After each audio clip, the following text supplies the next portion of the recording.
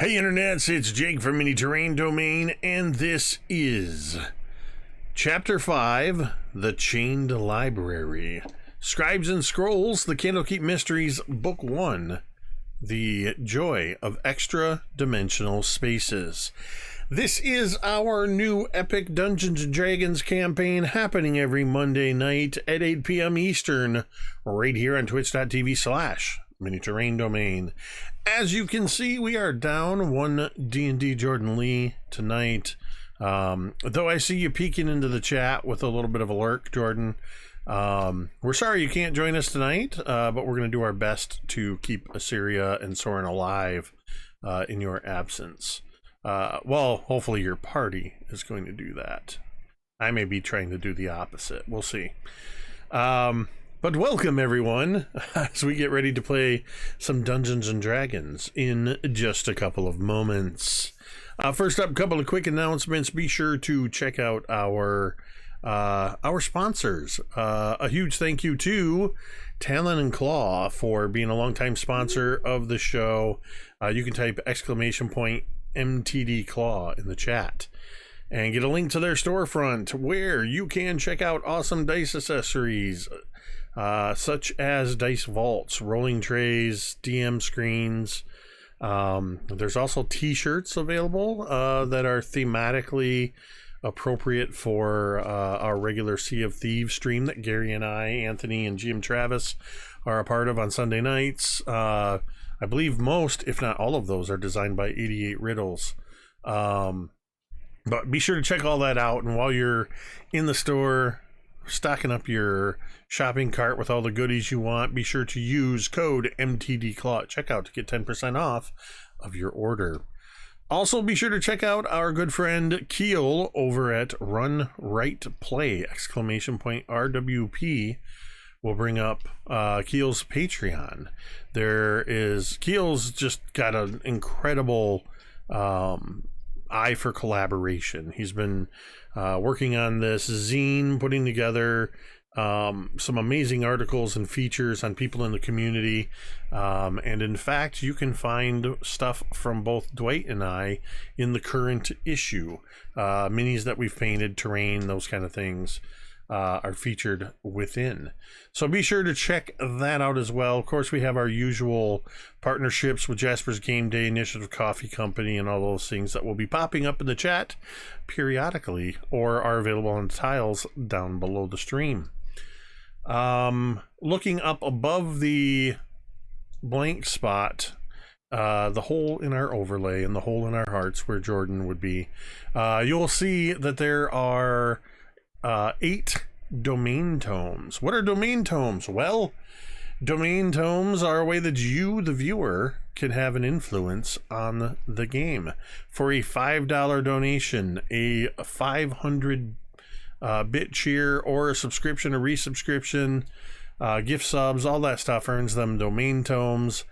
They can use 1 domain tome to gain advantage on any roll, 3 domain tomes to re-roll any roll, and 5 domain tomes to make me re-roll any roll. And it's just our fun way of giving them a few extra options that you actually supply them with. So as you subscribe and resubscribe and all that good stuff, you'll see those numbers going up. The last thing I want to talk... We need them to go up because some people got a little excited last week. I'm just saying. I'm not naming names. Just say it. The last thing that I want to talk about real quick before we get going, of course, we always make it a point to talk about mental health, and just to let you know that you matter. You make a difference. Whether or not you believe it, you do make a difference. But sometimes you're not doing okay. You might be struggling with something, and that's okay. But you don't have to do so alone. We have provided a way for you to reach out and get some help if you are struggling.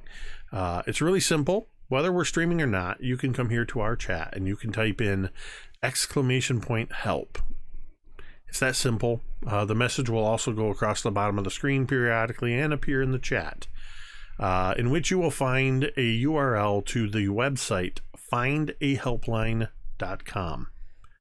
if you are struggling with something, anything, just go there, type in where you're from in the world, city, or rather state, country, province, whatever it may be, and they will bring up the mental health providers, helplines, and things for a variety of resources.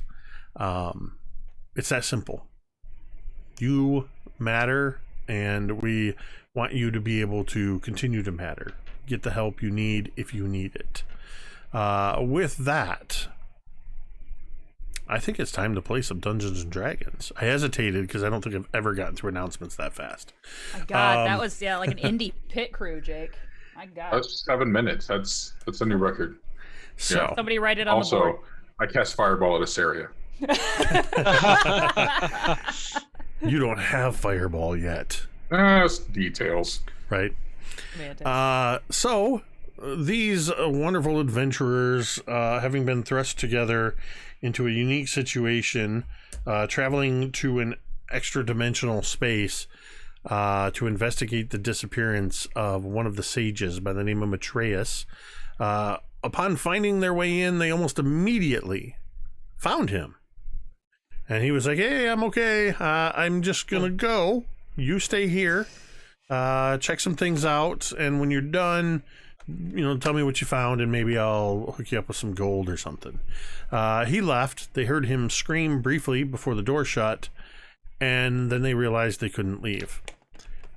Through Mizya and Doc's careful exploration of pulling every book they could find in the study, discovered that the creator of this permanent Mordenkainen's magnificent mansion, Festandia, the wizard Festandia, concerned that people might get stuck in here, hid the secret to getting out on 7 books throughout the mansion. So far, you have found a couple of those books. One with the letter R, I believe one with the letter I? E? Something like that. We found R and B. Oh, R and B. We found R, B, and T. Well, technically, T is not in your possession yet. As you have explored the entire first level of the mansion, burning books, thankfully Mizya has yet to learn about that, discovering a secret passage that led to the cellar, finding a summoning room, battling a closet, having a lovely dinner provided by a couple of homunculi, after which a chair tried to eat Mizya, briefly getting stoned involuntarily in the arboretum from some pseudo dragons. You made your way upstairs for some relaxation. You did find the entrance to an attic. You found 2 other entrances, choosing to take the one on the left. That is where we are going to pick up, is where you have entered into the room on the left. And this is where the book that Dwight mentioned is, that you've spotted it, but you haven't actually acquired it. As you have opened up the door, I believe Doc's been the designated door person so far. And Doc opened up this room, to which you discovered that most of this room is taken up by some long wooden tables covered with glass vessels and books. There's cabinets with glass doors that are lining the walls, containing all manner of specimen. Just below the ceiling in the middle of the room are several colorful globes circling each other in this intricate dance. The far wall opposite the door is almost completely covered by a map of the night sky, with a golden sunburst in the center above a closed door. And sitting amongst the books on the table, Doc spotted with its spine facing the door, is another one of these black leather books with the gilded letter T on it. What would you like to do? Teera is just like, she's in the very back of the line, and she's just peeking up over everybody else, like, what you guys see? Guys? There's a table and some books and 12 plates and 5 glasses and an assortment of chairs and furniture. And there's a leather-bound book that has a T on it. Nah, that's what we need. That's what we need. Soon as Doc says that, Mizya pushes past him and walks right to the book. Oh, God. Okay. As soon as you walk into the room, you spot the book and you can go take it. Ah, Jake, dang it. Stop it right there, the book and I take it. I tap, the barbarian to my left over, and I say, do we know how many letters this? 7. 7. Okay. Yeah. So we got R, T, a B. Yeah. We need some vowels. Probably gotta buy Do some. you You think? have 200 gold? Don't have 200 gold, though. I think we're screwed. I think we're stuck here forever. Well, we should just keep checking the rooms. I mean, this one was easy. Almost like too easy. It's weird. Mizya, now that you're in this room, you have, and all of you can see that the cabinets with these glass fronts are just stuffed full of a variety of things: skulls, bones, mounted animals, rocks and minerals, dried plants, jars with creatures floating in liquid, though they seem to be more along the mundane creature, less crawling hands and weird tadpoles and such.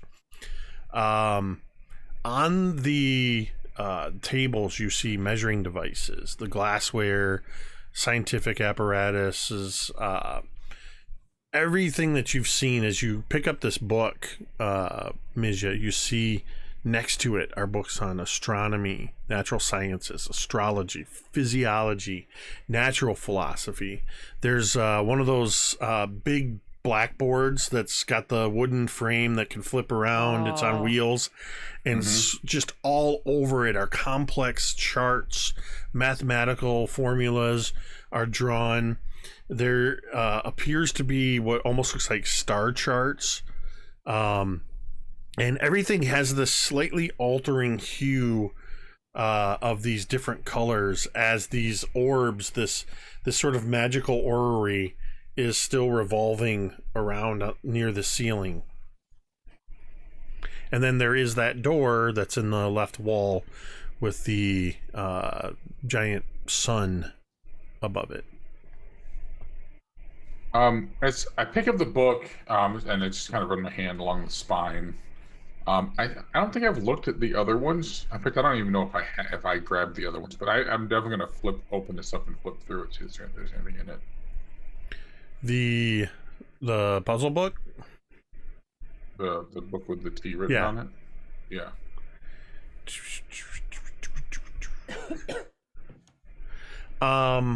Whoa.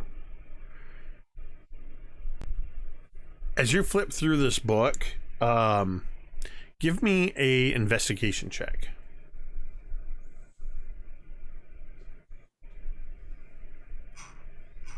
That is an 8. So as you are flipping through this puzzle book, you notice that it's either written by somebody who is incredibly intelligent and writing at a like postgraduate level of pure scientific mumbo jumbo, or somebody that has no idea what they're talking about. But in either case, as you're trying to read the text of this, you can only get a couple sentences before you start to lose the thread of what the subject even is. Okay. I will just place it into the satchel that I'm carrying, and I'll just start to look through the other books that are around, looking for anything that might be new to me.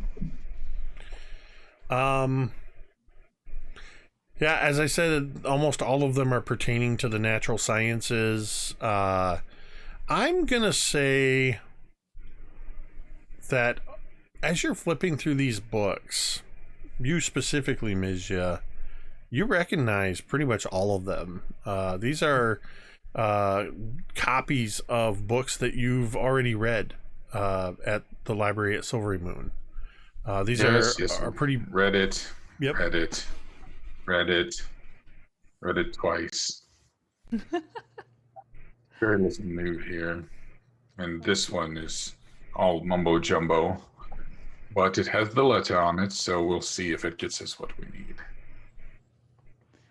While Mizya has been in there just like flipping through the book, you said there are like some animals in here. Are there any like big taxidermy animals that would like impress Teera? Nope. No. There's a couple squirrels, a raccoon, couple lizards. They look like they were taxidermied and then just sort of shoved aside in these cabinets.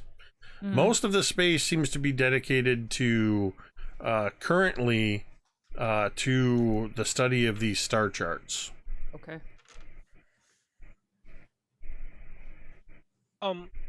As Vorn is looking up at the orrery, is he able to tell if the stars match the stars that he sees outside of the mansion, and aka the world outside of this pink void? Make me an investigation check.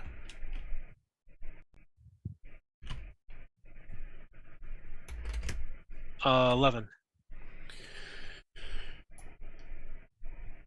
There's some, like, you think you might recognize one or two constellations, but this star chart, looking at, I mean, you can see the bright stars revolving around the top, and on the wall with the big sun is the actual star chart. You can see, the problem is there's more stars here than you've ever known. So the constellations seem to almost get lost amidst the other stars annotated on the chart. Anybody else that wants to investigate the star chart can also give me an investigation. Yeah. Or I would allow a history check too as well. I tap Teera and I say, wow, that's a lot of stars up there. I don't reckon we have that many. In fact, I never thought of seeing that many up there. I have a 21. Mizya just kind of like briefly glances at it. You said, I apologize. What kind of check? Investigation or history. Or history. Oh, those are zeros. I got an 18 actually, though. 18. How'd you do, Doc? Doc is completely oblivious to what they're doing and is not participating whatsoever. He's got a small notebook out and his face is buried inside it, and he's writing something down. Okay. Yeah. I got a natural 20 rolling investigation for Assyria. Oh, well, she's from the woods. She knows That's the what I just stars. realized. I'm like, yeah, I think the ranger might do that. And I forgot to mute so everybody could hear that natural 20 as it just went. Dang it. I'm going to mute that. So what'd you get, Mizya, 21? So Assyria and Mizya both sort of come to the same conclusion as you start recognizing these stars in specific. As you're both looking at this star chart on the wall, you're noticing that 5 of the stars within their constellations match up to the 5 rotating stars above or at the ceiling of the room. You recognize Bright Drop, the largest and southernmost of the stars in the constellation known as the Elf Maid's Tears. Fulrunrus on the curved cauldron handle of the constellation Bubadau's Bowl. Princess Helviar, the brightest star in the constellation Lavarandar's Lantern, observed where the lantern frame crosses. It represents one of the 4 trapped daughters of a king.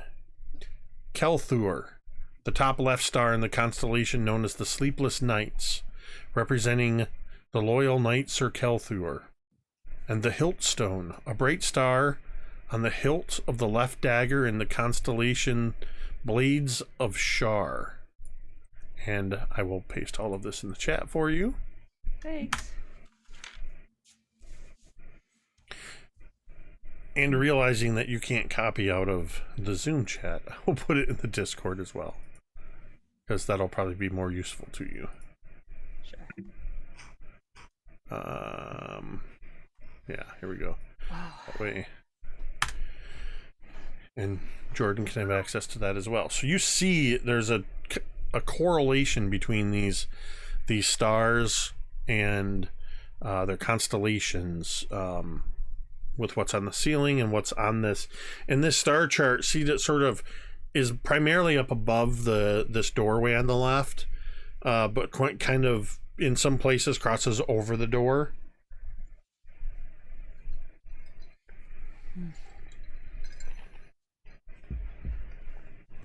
I'm just like looking, and then it's pretty, and then I just kind of like don't recognize anything super specific, so I'm not taking interest. Do I notice Doc writing in his little notebook? I don't know, do you? Sure. I mean, I think probably. Unless Okay. Doc's like turning his back Being to a you and secret. hiding it. No, not at all. I go over to Doc and I'm like, "You taking notes?" No, I'm bored, so I'm playing a game with myself. I kind of like Teera just sort of unceremoniously like puts some her hand on the notebook and like looks down and looks at it. What does it look like? So, Doc is writing a series of 7-letter words that have B, R's, and T's in them. So he's only got coincidentally 7 words written so far. Oh wow! But he's trying. I'm like, you're a valuable member of this team, Doc. Don't let anybody ever tell you otherwise. What? Why would anybody tell me otherwise? Why would someone think I'm not a valuable member of the team? No, everybody think it's just a turn of phrase, Doc. It's just nobody here would ever think that. You are great. But somebody might. Well, and if somebody does, you just send them to us and we'll take care of it, yeah? And Teera cracks her knuckles for effect. I've got 7 words so far, but I don't think the right answer is going to be Bertha's. It might not be Bertha's, but you never know. You never know. We'll have to see what other letters come up, yeah? Personally, I'm hoping for rabbits. Rabbits would be a great word. Because Yeah. rabbits are cute and they're fuzzy and they're cuddly and they go Oh my god. Mizya, as Doc is saying this, you notice that there's a stuffed rabbit in one of the cupboards right over his shoulder. Not like a cuddly stuffed rabbit, like a taxidermied rabbit. Yeah. Mm-hmm. And it's making the identical expression that Doc just made. Is this Ori, does it have any does it work like an observatory where you can pull a crank or pull a lever and it'll twist the stars around? There's no mechanism that you can see. These are just balls of light representing those 5 stars that just seem to be twisting around on the ceiling. I see. Okay. And there's a door on the left of this room, you said? in the There corner? is. About how big is that door? Standard Is it door size. Just standard door size. Warren's gonna walk up to that door, but as he's walking, he's kind of rubbing his fingers along the wall, looking for any differencing in the wall patterns or traps or anything like that. And he gets to that door, and I'm gonna look around for traps on that door first. Okay, go ahead and make an investigation check. 16. The only thing you find on the door is you can feel the texture of where this star chart has sort of been carved into the wall and across the door. But other than that, you don't find any indications of tripwires or extra switches. Looking between the cracks of the door and at the handle, you don't see anything that would indicate this door is trapped. All right. I'm gonna open that door. All right. Slowly, of course. We see the door open from the other side, almost pure darkness as suddenly there is this rectangle of light with Vorn's silhouette as the door swings open. And Vorn, you find yourself looking out into a dark, open space. It looks like you can see the slight curvature.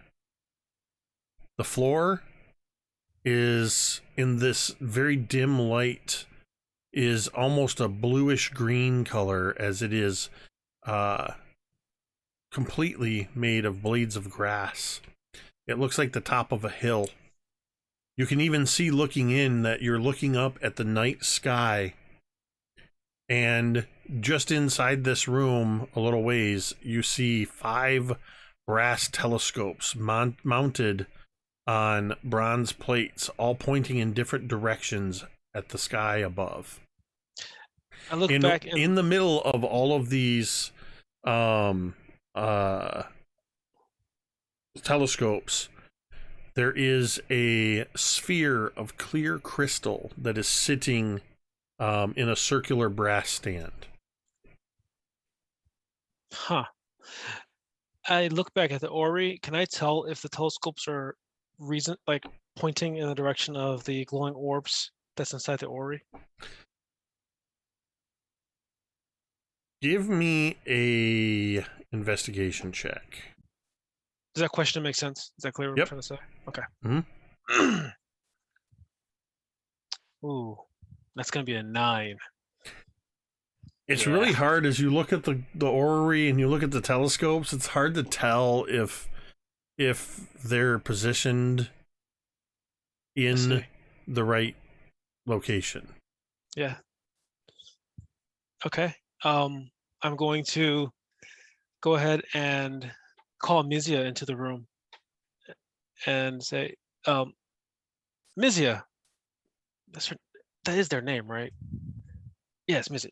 Mizya, more confidently this time. Come take a look here. Mizya kind of roughly walks through the room. She's it's the door, kind of like quickly. Oh, yes. What have you found?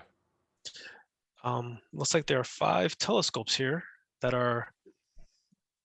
I tried to see if they're pointing in a similar direction as the Ori there, but I can't make any sense of this.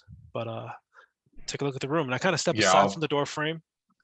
I take a good look through, just trying to see what I can glean from a once over. You see pretty much as I described it, that within this room are these all these telescopes, the sort of glowing 1-foot diameter orb, the sphere in the middle mounted in a brass stand. You can give me an investigation check as well.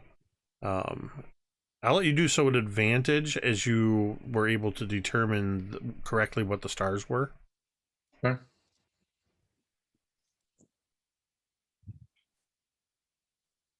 That is a 22. Ooh. These telescopes are not pointed anywhere near where these constellations are. Okay. I just want to go look into them and see what I see. Okay. As you I step follow into the behind. room, as each of you step into the room, you feel that the floor has a slight give, and it feels like the springy turf of a grassy knoll. Oh. There's a slight chill in the air that you would expect for a spring night. And the only illumination seems to come from that sphere in the middle. Puts out about 10 feet of light. It's really dim light because you don't want to have that light pollution.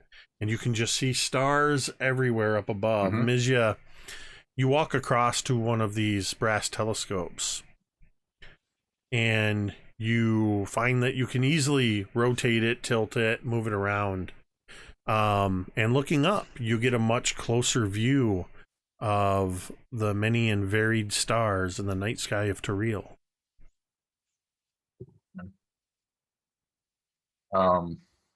I would say, because you've been just knocking these investigation checks out, that with no effort at all, this first telescope, you are able to point it at one of the constellations.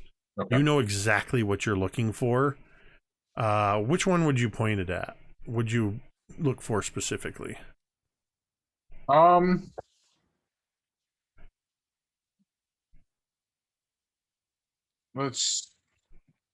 think I'm gonna let's see, the Kelther, the one on the top left. Yeah, so you look up looking for the constellation, the Sleepless Nights. You find Sir Kelther, and you move just with that pure knowledge to that upper left, and you spot that bright star. And when you do so, you feel something shift in the telescope as it locks into position. Oh, we have to point them at all the stars. So I'm going to move to the next one. And I'm going to point it at I'm having the hardest time getting my brain to focus on this note, Jake.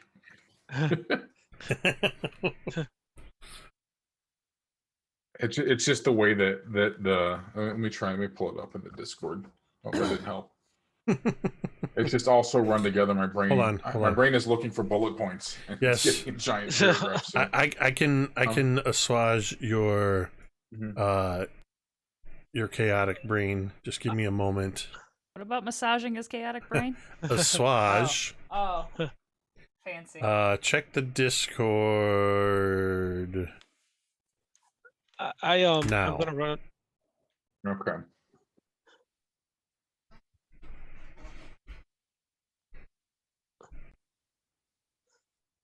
So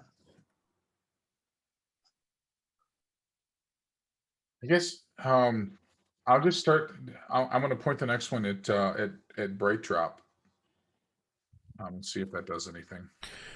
Yep, you find the constellation, the Elfmaid's Tear, and point the telescope, and just like with Kelthor, once you focus in on Bright Drop, the telescope locks into position. The rest of you, as you're standing there and you see Mizya start moving from telescope to telescope, you notice that as Mizya moves from the first telescope, that this light suddenly is shining backwards through the eyepiece of the telescope and points right into the crystal sphere in the middle of the room. This is so Same thing with satisfying. Bright Drop.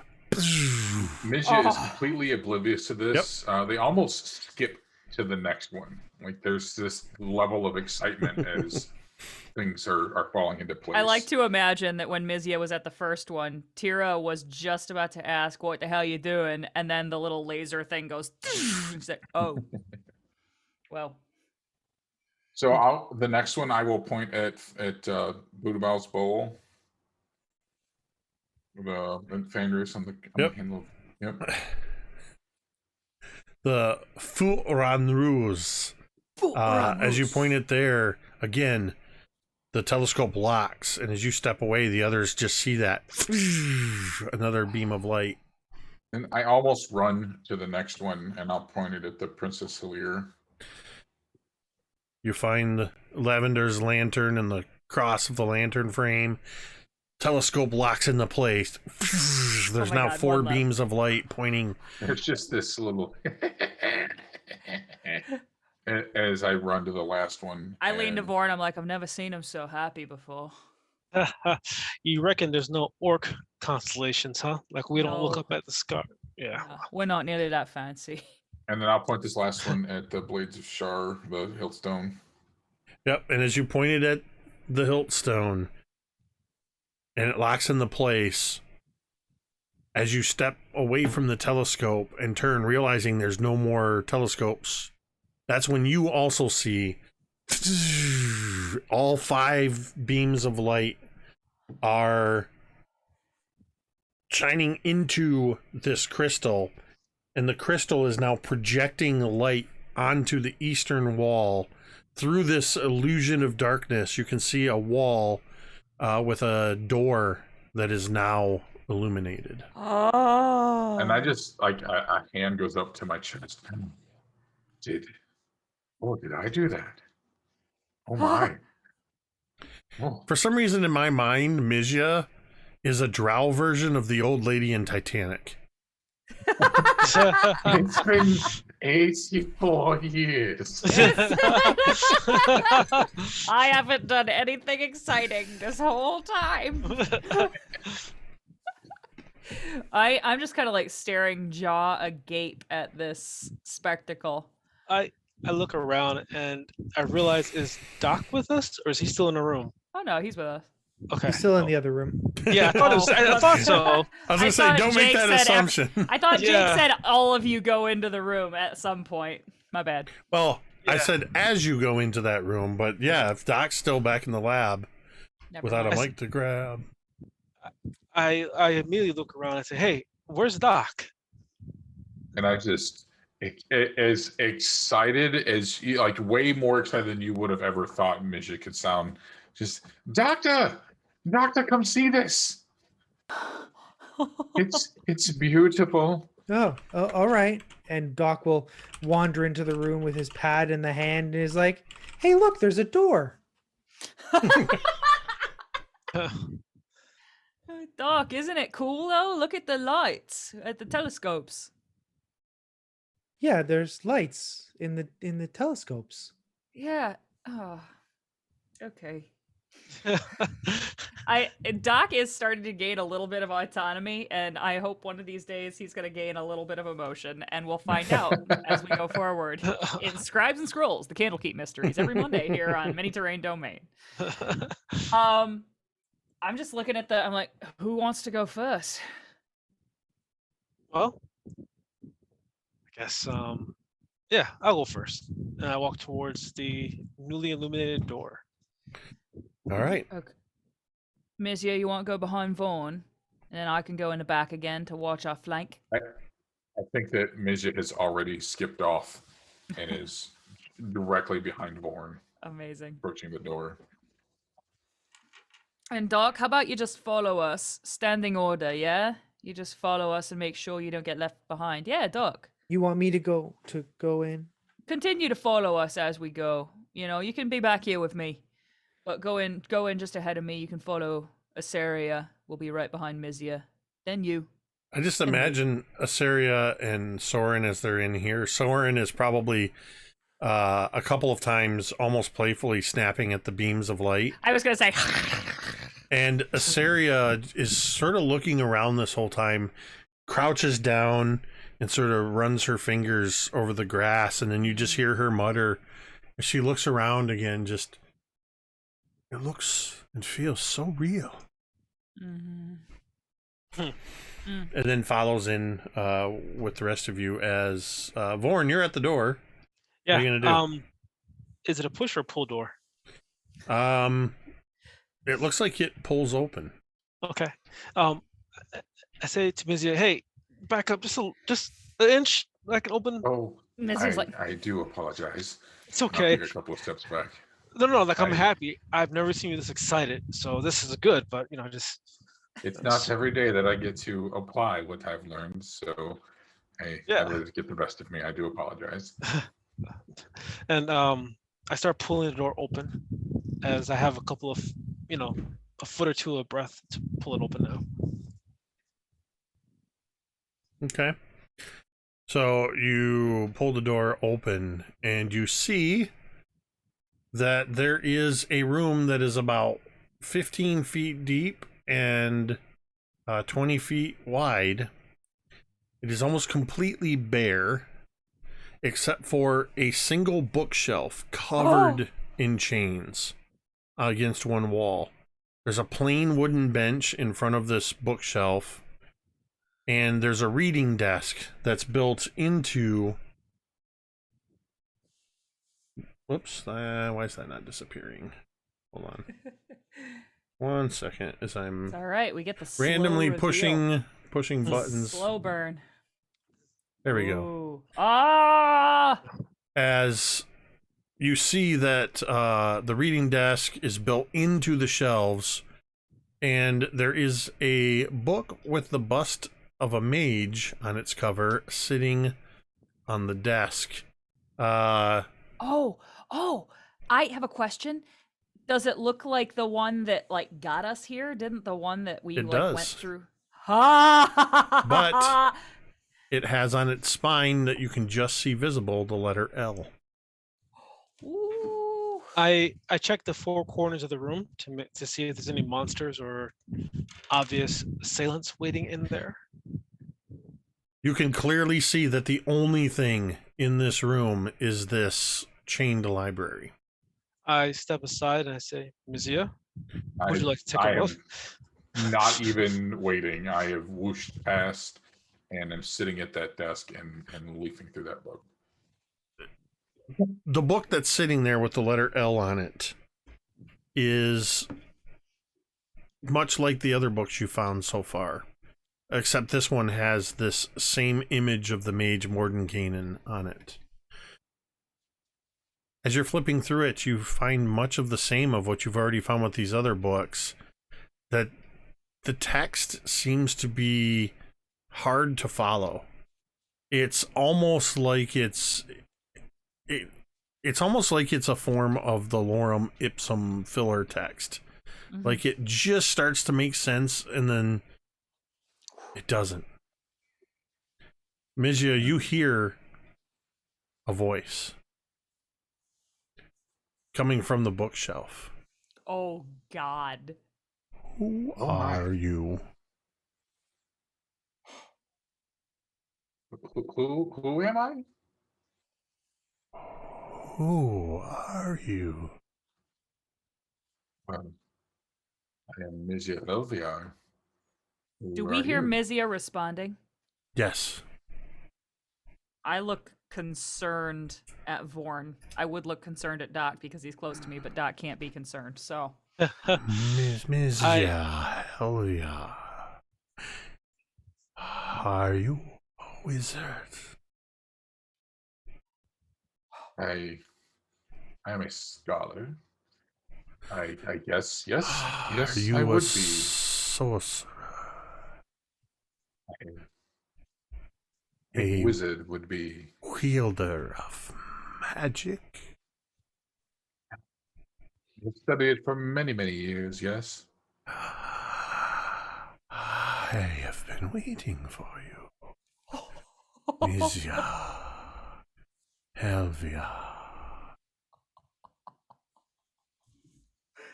I could be your spell book. If you're watching, you see Mizya normally just hunched over. She sits up perfectly straight. Yes, tell me more.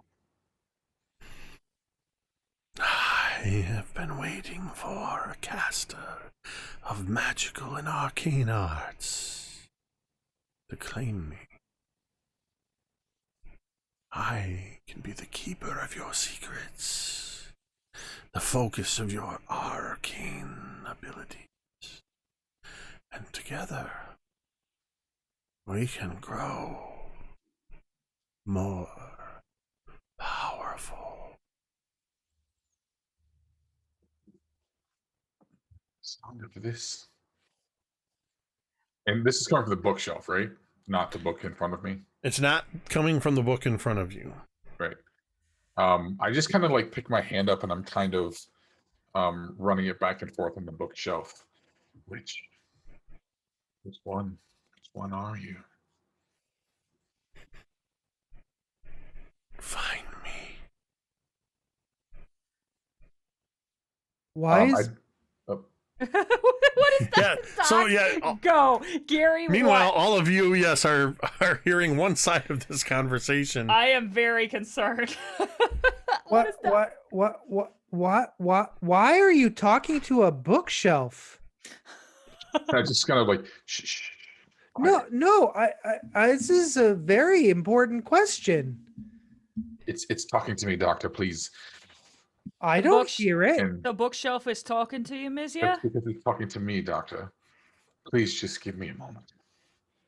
But he looks at he's gonna look at Vorn, and he's gonna look at Teera. That's not normal, right? No, it's most assuredly not normal. Mizya, what? This is a weird question. What does the bookshelf want? It is actually kind of normal. I had an axe talk to me. No, it's not normal. So Sure. wait, is it Mental normal note. or is it not normal? It's not normal. Now I'm confused. I give Vorn a dirty look and I'm like, it's not normal. And then, like, with the promise in Tira's eyes that we will be discussing this later.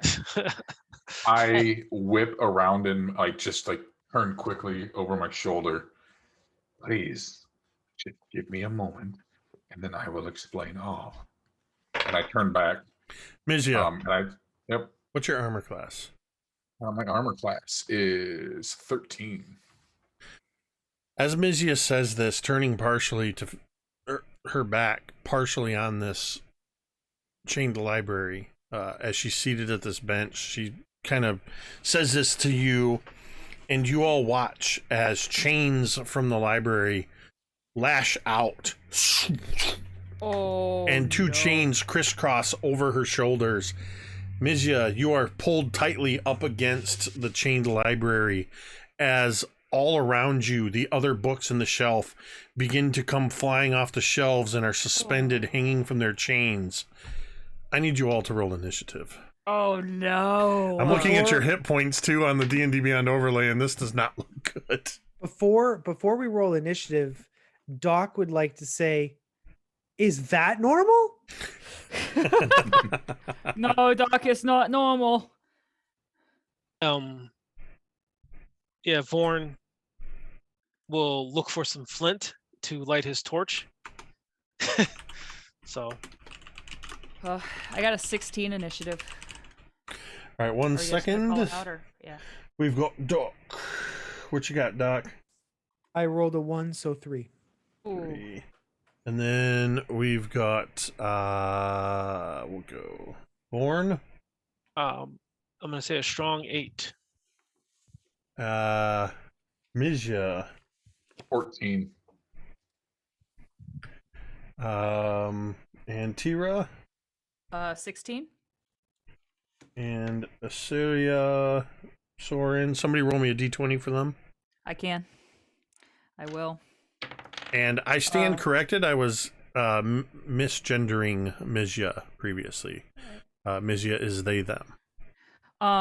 Assyria rolled a 5. I don't know what the mod is. So that'll be a 9 for initiative. And then I'm going to roll for the library, which is... So that's a... We have fought books Yep. more than we thought living things in this campaign. So- I think. Teera Yeah. will go first, followed by Yeah. Mizya, followed by the chained library, Assyria and Soren, Vorn, and Doc. So, Teera, as you see these chains whip out and lash hold of and grapple Mizya, what do you do? I guess I immediately leap up on. So Tira's standing now. Do they kind of just go and plaster them to the bookshelf almost? Is Yeah, that what we're Mizya's seeing? pulled up tight against, Like almost Spider-Man? like sitting up on the desk surface now with their Wait, I'm sorry. Yeah. I just have a quick correction. My AC, I don't know if I mixed it up. My AC is actually 16 because I'd cast mage armor before we started walking around. okay, here, so. okay. It was a 24 to hit you, so Okay, that's what I figured, but I 22. just wanted to make sure. sorry, so. it was a 22 to Yep. hit you. Mhm. Yep. Damn it.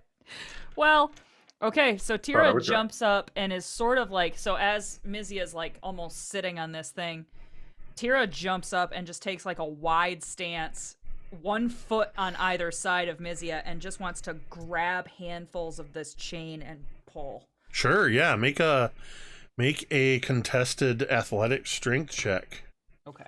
versus the library. I'm going to use my smuggler's coffee mithril d20 Nice. I got a 19. versus my 14.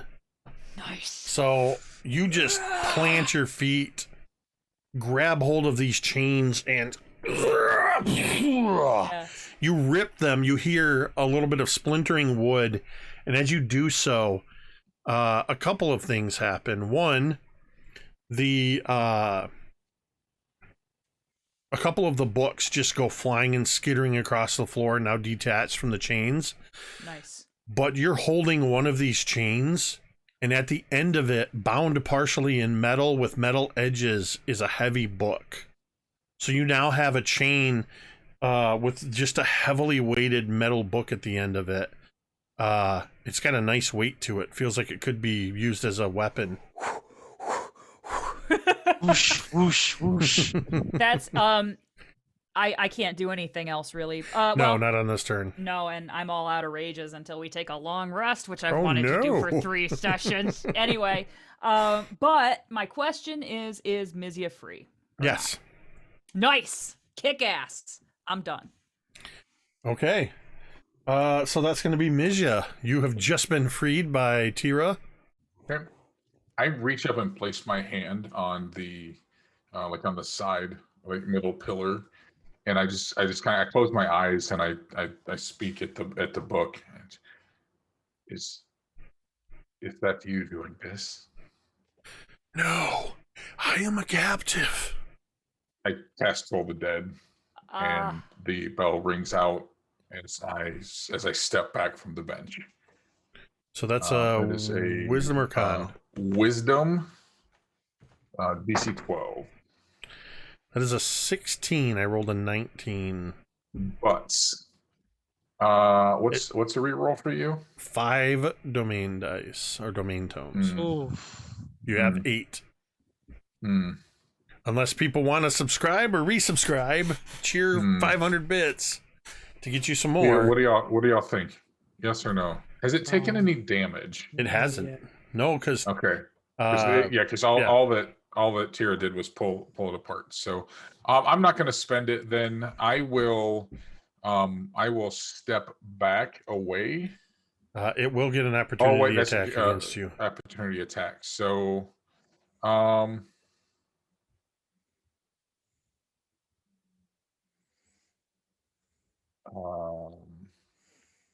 okay. Nope. I guess that is.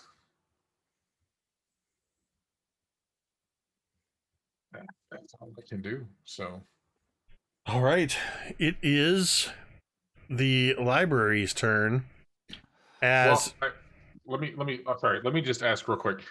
Have I been able to pick up at all about where this book that's talking to me might be in this library? Like where it is on the shelf. Good question. you can make a perception check. But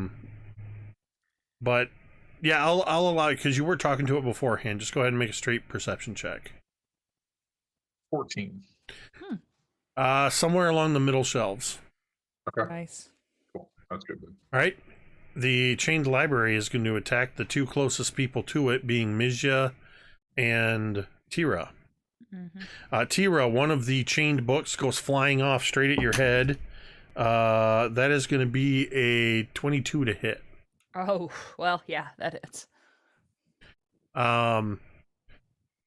As it goes flying at you, grab the right die here.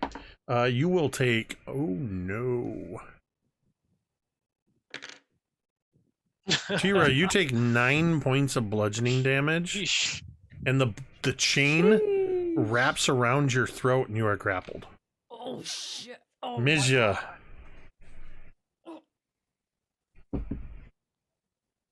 Mizya, you're lucky. That's a 6 to hit. As you watch this chained book strike Teera, clock her a good one. Probably, I need you to make a Teera. I need you to make a saving throw because you took more than half of your hit points of damage. Yeah. I need you to make a Constitution saving throw. Oh, jeez, Louise, guys, this is trouble. This is not good. Constitution, huh? 16. Okay. You beat it, so you don't have to make a system shock check. Oh, good. You get clocked pretty good, but you keep your wits about you. Huh. And as you're watching this, Mizya, the book that was aiming for your head just goes flying right past your face. It is now Assyria's turn. Assyria is thank you for the raid, Goblin Katie. Hey, Assyria Goblin Katie. is I think because of distance going to take a shot with her bow. So we're going to go ahead and roll that with D&D Beyond. The library has an AC. Just hits the library's AC. So rolling damage. Assyria does 9 points of damage as this arrow just goes shoom, severs one of the chains, strikes one of the books. Pages go flying as the cover just and then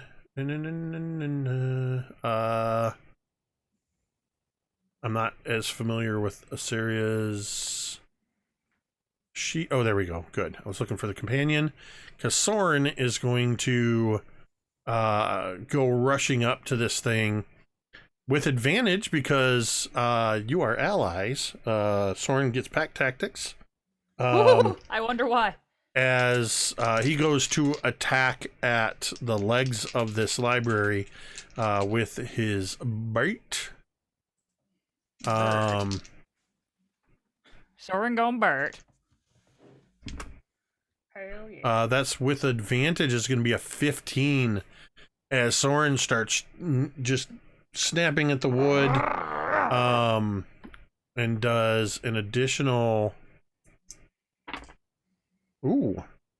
5, 6, 7 points of piercing damage to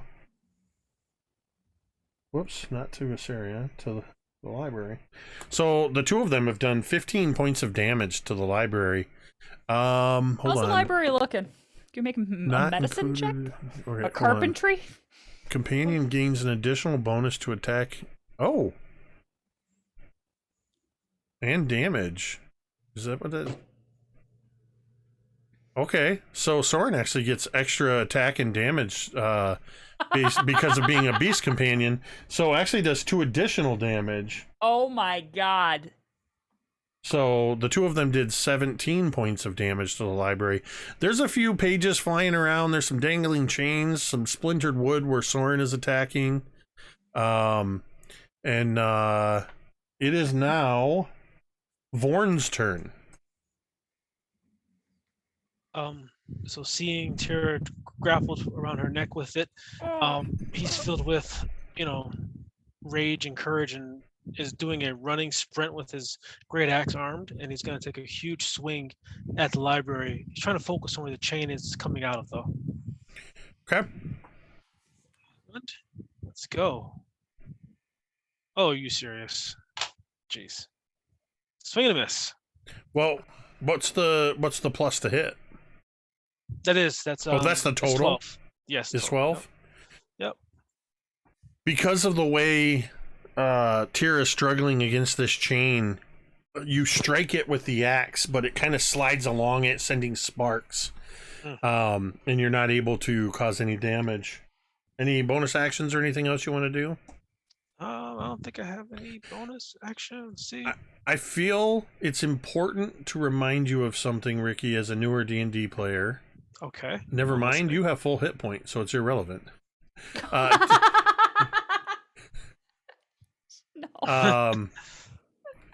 I was going to remind you about second wind, but I don't remember when that kicks in. Yeah. Is that a first level?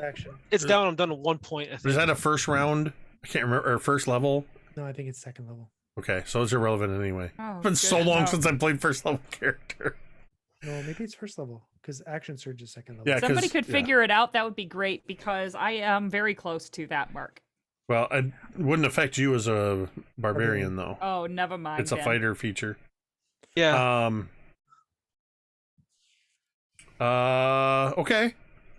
So, Vorn, if there's nothing else you want to do, I shout to Teera. I say, turn your head to the side and look down. I do. It stops your airway from being choked. Oh! That's Good to know. from doing jujitsu. I know that. wow. And What's jujitsu? Doc, So Doc is looking at his notebook, and he's walking toward the library, and he's like, trouble, maybe, brutals, brittle, trebles. It's not rabbits because there's no L in rabbits. As he's walking toward the library, he's going to be pulling out his crowbar. And he is going to try and get the crowbar in between the wall and the bookshelf. And he is going to try and lever that shit off the wall so that it falls down. Why does Doc have a crowbar? And that's what he's going to try and do. okay, go ahead and make a strength athletics check. That will be contested versus the library. And I'm going to use a domain tome. Okay, to gain advantage. Mm-hmm. So let's magically subtract one of these. I have my number. 22. Oh. 8. As Doc walks up, grabs the crowbar, and just jams it between wall and bookshelf and pries. There's a creaking sound, and I need Teera, Vorn, Soren, and Mizya to all make dexterity saving throws. Oh I God! would like Now, to how does me being my- grappled affect You're that? going to do yours at disadvantage. I would like to use my reaction to grab Mizya and give Mizya advantage on their roll, please. Is that a Wow. thing you can do, or is this just a flavored No, just thing? a flavored thing because it's the same thing I did when the bookshelf opened in the other thing. Oh, that's true. Pull You can Mizya ignore away. people. I'll allow it. I said 16 for Mizya. I got an 8. I'm thinking Tira's like right at the edge of consciousness. She's not super aware right now. All right. If this was called Cthulhu, this would be awesome, but it's not. I'm getting power 4 here, so I'm Ricky, we need to send you some dice. Everybody send Ricky dice. gonna- I Okay. have hundreds of dice. So what did Mizya get? 16. All right, and then we got Vorn got a 4. Soren got a 13. What did Teera get? 8. Okay.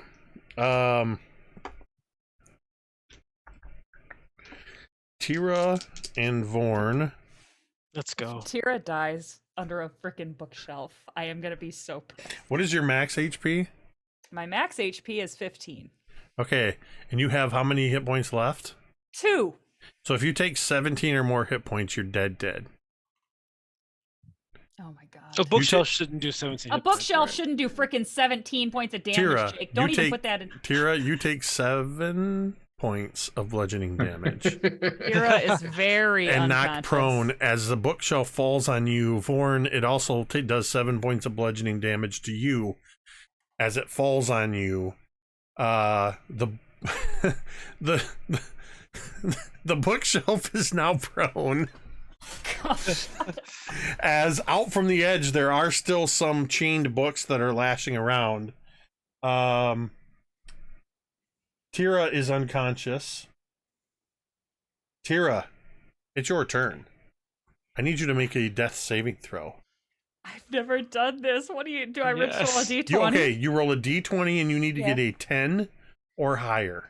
Okay. Okay. I did not get a 10 or higher. That is one failed death saving throw for Teera. Which, if your hit points are at 0 on your character sheet on D&D Beyond, it should automatically bring up your death saves. Yeah, it did. I got it. Okay. Don't worry. Well, I want to make sure it shows up. It doesn't look like it's updating, at least not for me. It's I did it. There's In one the death well, save. the overlay's wonky on It's okay. stream sometimes. Yeah, because it's I not got it, updating there. Okay, so that's one failed death save for Teera. Mizya, it is your turn. Yeah. There's really only one thing I can do, and that's Toll the Dead. So I'm gonna ring the bell. It has taken damage now, so if it does fail, that's wisdom. Wisdom. That is a total of 1. Okay. So For all of the books, all of the knowledge contained in the books upon its shelves, it is not a very wise library. That is 3 whole points of damage. Necrotic damage. Oh, you know what? From the bookshelf also took that 7 points of bludgeoning damage when it fell prone. Okay. Good. So Screw this bookshelf. yeah, there's splintered wood and severed chains, some books with snapped spines. Mizya, you hear from underneath the overturned library, help me, from whatever was speaking to you. I'm kind of busy, but yes, I'll be with you shortly. If you help that book before you help your human friend, I swear to God, there's going to be problems. I know where you live. But luckily, you're unconscious. Right. Yeah. No, I'm talking Cari to Dwight. I'm going to physically assault you. Sorry. Oh.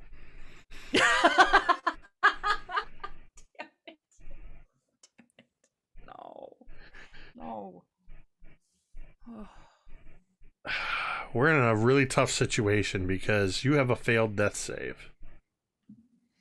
As an unconscious character, any hit that hits you is automatically a critical. And if you take a critical hit, you will fail 2 death saves. Can I interject real quick? Yep.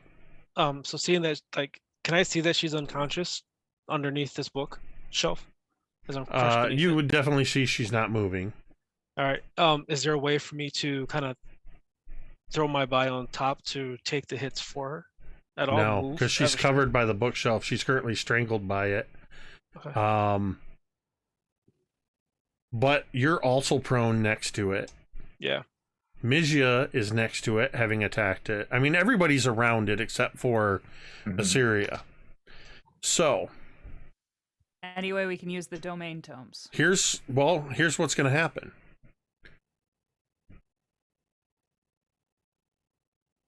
Because I do this all the time in my games, because I'm cruel this way.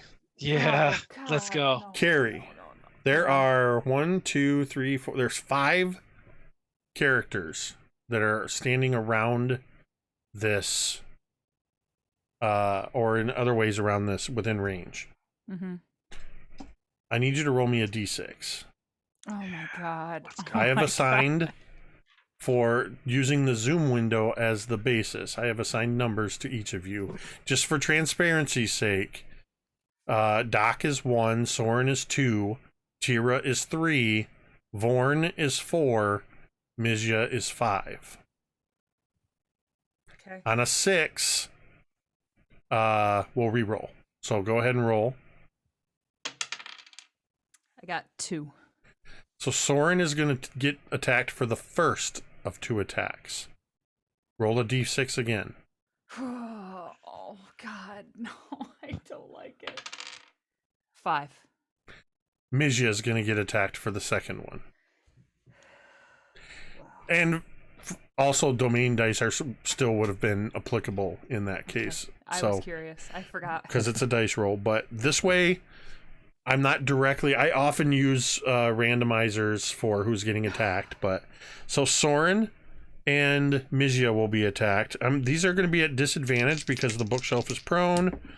So that's going to be a 16 against Soren, who has a 15 AC. Oh, God.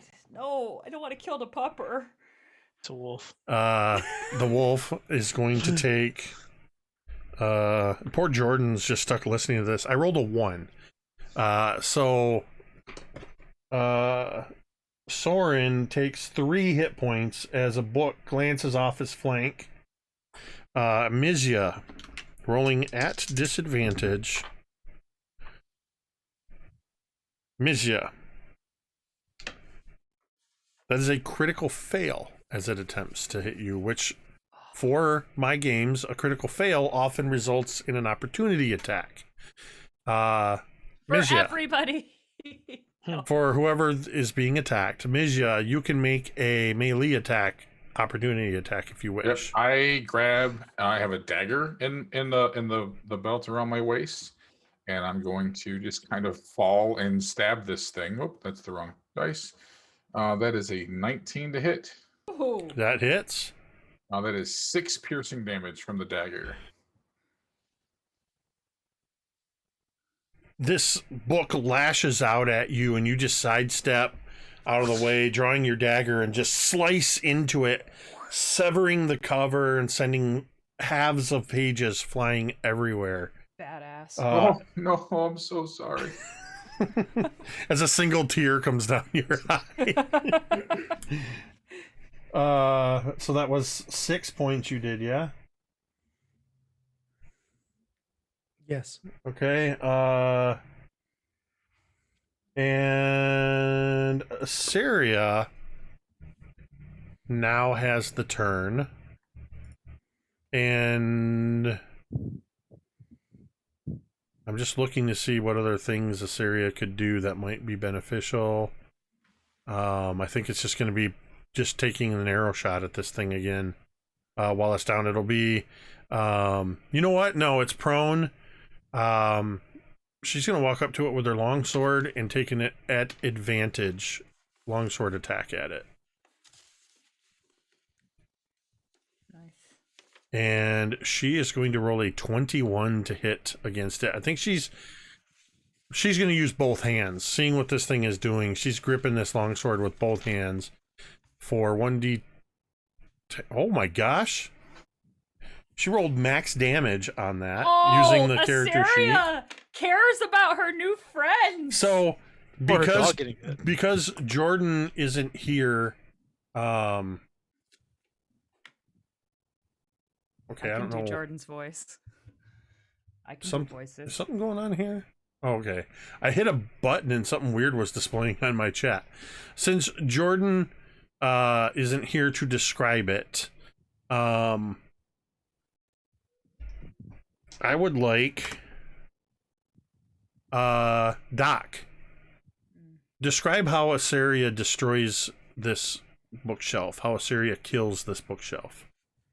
Saria sees the bookshelf lash out against Soren, and she hears the lure as the wolf yelps, and she runs forward and drives her sword deep into the back of this bookshelf, splitting it in half, and all the books sort of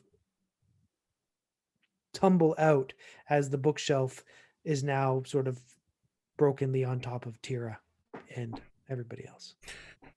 Awesome. As it splits, it sort of falls to the sides, and there's this tumble of loose books. And one of the books sort of falls to the side, and you can see now the bloody and unconscious form of Teera underneath this bookshelf. The chains sort of loosely wrapped around her neck. Before anybody does anything, let me just double check something. So that was Assyria.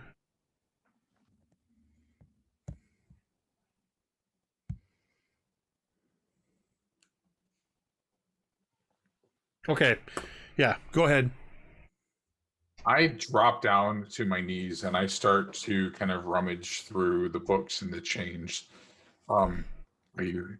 He's kind of muttering, "Are you okay? Are you okay?" And I'm moving stuff around, moving books, throwing chains from side to side.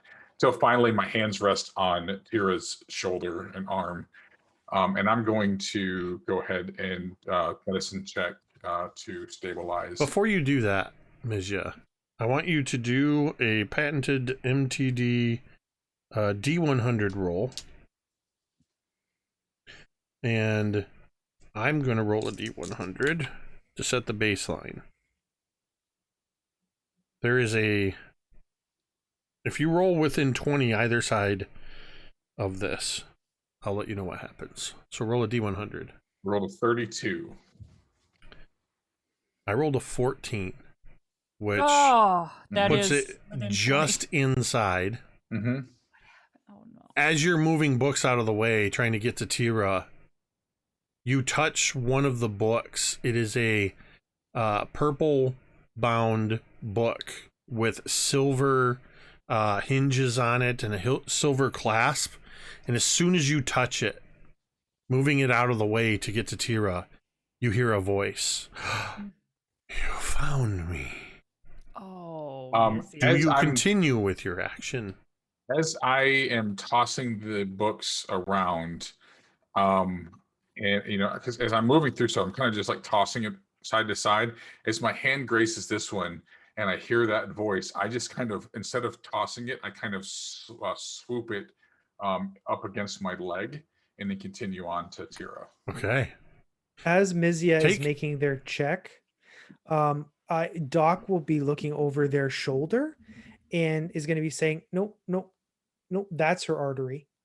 That's her artery. No, that's her shoulder." They'd like to provide Mizya advantage on their check, please. Okay. First of all, Dwight, take a point of inspiration for pushing the book aside, continuing to save Teera. As Mizya has put their own self-interest aside. Technically, I pushed it towards me, but yes. Well, yeah, but you still weren't allowing yourself to be distracted by it. Yep. Go ahead and make your medicine check at advantage with Doc's assistance. Is that what you were doing? Sorry. Yep. I think you were doing a medicine check. 22. With Doc's assistance, you are able to hone in on the areas where Teera has been wounded, and you're able to stop the bleeding, and you are able to successfully stabilize Teera. Doc, since you did it, or excuse me, Mizya, since you did it, roll me a D4.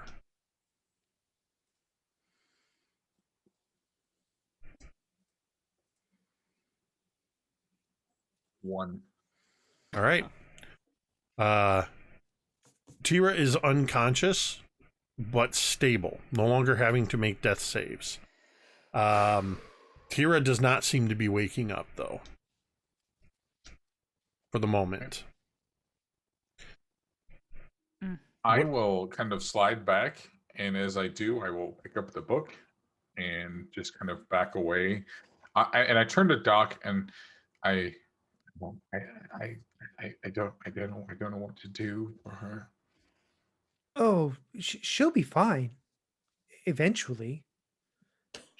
She's not dying anymore, so that's a plus.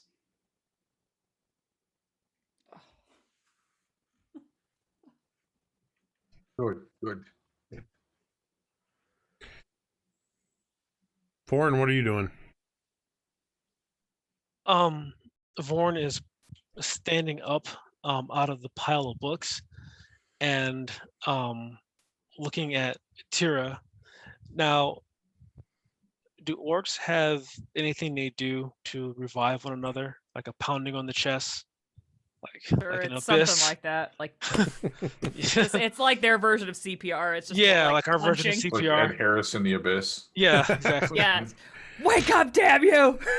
Yeah, something like that. Oh God. I mean, you could certainly try. Oh Jesus Christ. I don't want to strength punch her. Well, I mean, she's stable, so I mean, at this point, it's more just It's time healing. It's and it's healing. it's healing that we've got to do. So she's not in danger of dying unless we get attacked again. Not the punches so much. Yeah. Yeah. Doc? Go ahead. Go ahead, No, I Doc. was just gonna say Doc is gonna grab the L book. Yeah, you kind of dig around. Doc, make me a investigation check. Oh, you want me to make an investigation check? Okay, I can make an investigation check. 26. Okay. You find the L book. You also notice that as you're moving the books out of the way, clearing the way, and sort of freeing Teera up out of the mess of this destroyed bookshelf, you notice that Teera is still clutching in her hand this chain with this metal book that is attached to the end of it, or the metal bindings, and the book that is attached to this chain in her hand is called Martial Attack Techniques. Ooh. And the book seems to be intentionally designed to have sharp edges. This book absolutely functions as a flail. Amazing, but it's also a book. That's great. It's almost as though this book was designed to be a weapon about weapons. Oh, meta. Okay.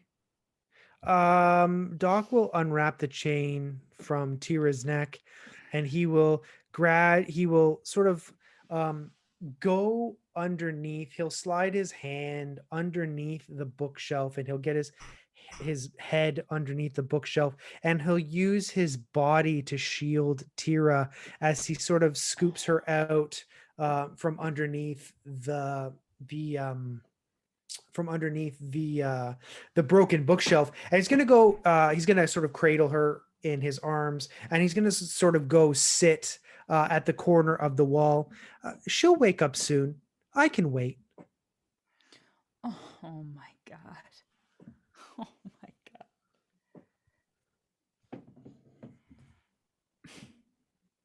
So what are you guys gonna do? You're gonna chill out here in this room? Should we maybe take her back to the main house and let her rest? No, the walls are made of stone. We should be safe here. Yes, that is quite true. And Doc looks around. It doesn't appear that there's any more furniture that can attack us.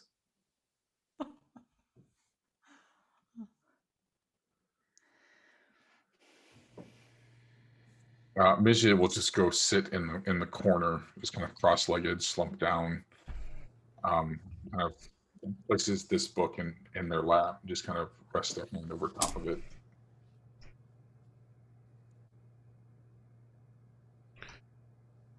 If you all would like,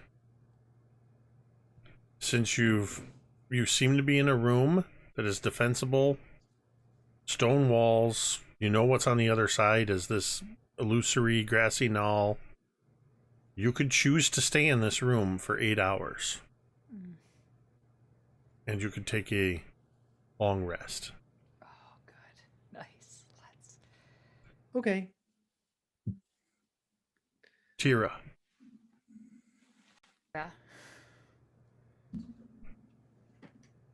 About an hour into this long rest, you regain consciousness. But you're in that... You don't wake up fully.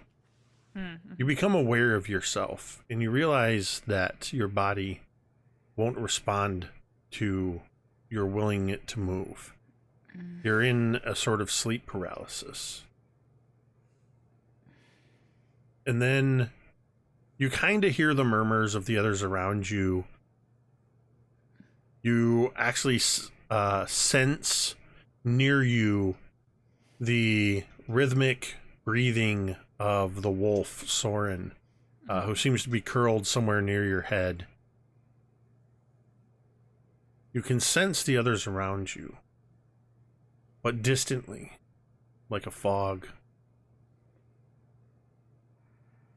And as you sort of start to relax into this, you suddenly feel soft earth beneath your prone body. You feel the damp leaves and you smell that familiar scent of earth and slight lingering scent of decay of the forest floor.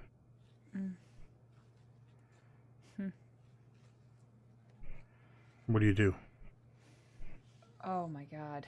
I just kind of like, almost like Teera doesn't believe what she's feeling. She kind of like tries to dig her fingers into the earth, kind of like. Your fingers dig into cold, damp soil. You feel the damp leaves fallen from trees, a couple small twigs. You feel the press of a fallen acorn pressing into your palm as you squeeze your hand, gripping a fistful of earth. Does, I guess, am I seeing this? Am I seeing forest around me, or are my eyes? If you still open your closed? eyes, Yeah, I open my eyes. you're lying on the floor of a forest. It's late autumn. You can tell most of the trees from your vantage point are blackened skeletal fingers reaching up towards the gray sky. The air has that bite to it. You can feel, you can almost taste that the sky is holding on, just waiting to drop snow, but it hasn't yet. You see a plume of your own breath as you exhale. You hear the cawing cry of a raven. As you look up, and a single raven is in a tree branch about 20 feet above your head.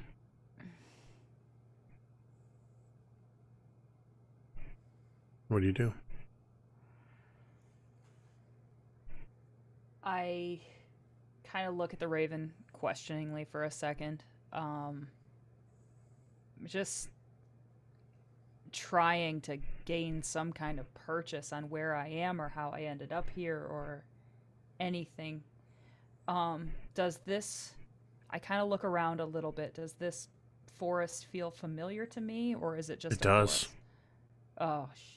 It feels very familiar. Oh, okay. I stand up, or I at least get up to my knees, and I'm like kind of looking frantically around. You stand up, one knee in the damp earth, your other knee you sort of bring up to your foot, that one hand still gripping into the soil, your other hand on your knee as you look around. The raven cries out and flies ahead of you to another tree about 30-40 yards ahead and gives out another cry. I follow the raven. You rise to your feet and you begin moving towards this raven, and every time as you start to catch up to it, it flies in another direction, never going back the way it came. You follow it. It gets further and further, and you start picking up the pace. You're running through this barren forest. As you do so, thick, just these big fluffy snowflakes start to fall, clinging to your hair, your eyelashes, your shoulders. You're still following this bird. And after a few minutes, you rise this crest in the forest to where you can see just beyond there's a slight depression. And lying in the depression, you see the bodies of 5 bandits. Their throats slit. One of them is beheaded. Another one, his stomach has been ripped open by blade. Their blood is already soaking into the earth. These bandits have been dead for some time. Do you walk down towards the bandits? 100%. The raven is above them in a tree branch about 20 feet high. As you walk up towards the bandits, you start looking around. Make an investigation check. Mm-hmm. Oh no, it's not very good. That's a 4. You don't recognize their dress. They seem to have a hodgepodge of uniforms, if you could call it that. Patchwork clothes, missing pieces of leather armor. And you hear sort of just a quick call from the raven. As you turn, your toe catches on something near one of the bodies of the bandits. I look down. I want to see what it is. It's a blue traveling cloak, blood-stained and torn, Shit. and very familiar looking to you. Oh. You know exactly whose traveling cloak this was. As you pick it up, the raven cries out, and its cry is distorted. The scene around you twists and grows dark as the raven cry turns into the sound of a wolf yawning next to your head. Mm-hmm. And you are lying once again in this stone room. You swear you can still feel the damp, cold soil under your fingernails, the gathering snowflakes against your eyes, and that blood-stained cloak in your fingers. As you... What? And I just am sort of like looking around kind of frantically, and like I have my hands both clenched and then kind of slowly realizing there's nothing in either of them. I sort of let them go. And then I'm kind of coughing as my throat is still pretty sore from the incident.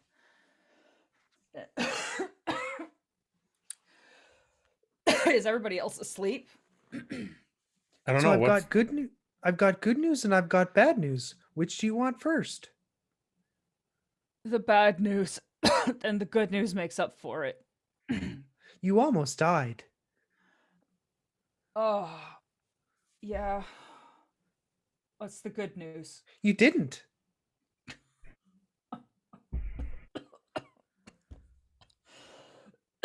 Oh, that's good. Thank you, Doc. And I kind of like pat him on the chest, and Teera's still just sort of like she's not herself.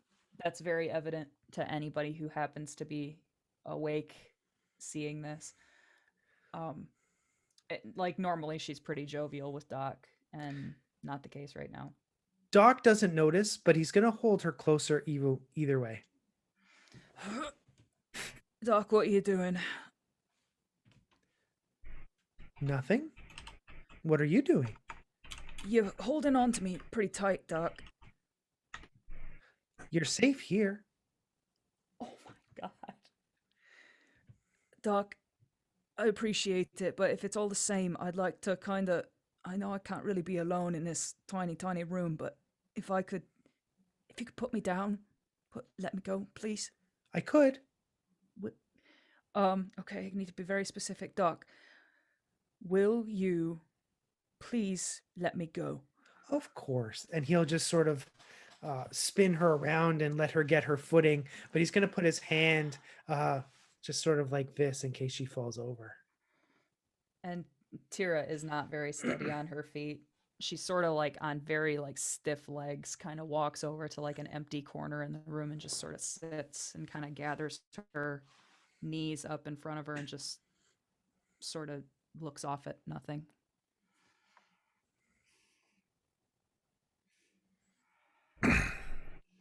This is essentially near the end of the long rest, so if Vorn or Mizya would be awake at this point and want to also respond, you can.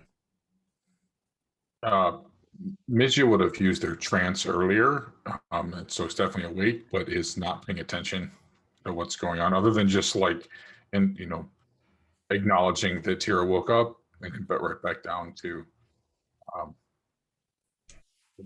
their books. Yeah. Vorn, he's gathered up the chain flail book. He's kind of wrapped the chain around the book, as in to keep it tight. He hasn't taken any ownership of it. He's just kind of held it for Teera. He sees Teera from across the room, can tell that she wants, her space and distance. So, he walks about 3 paces, in front of her, squats down and just writes the orc symbol for strength in the dust, and then kind of turns around and walks back away. Or for at least be strong, I should say. Couple of things. Mizya, in this period of time that you're outside of your trance, the only thing that this book has said to you is, not now. I must rest. And it refuses to respond to any questions or prodding or anything. Would you open it at all? I don't think Mizya would have done anything. As soon as the book said that, Mizya would have just said, yes, you rest. We will speak soon. And then tucks it in their satchel.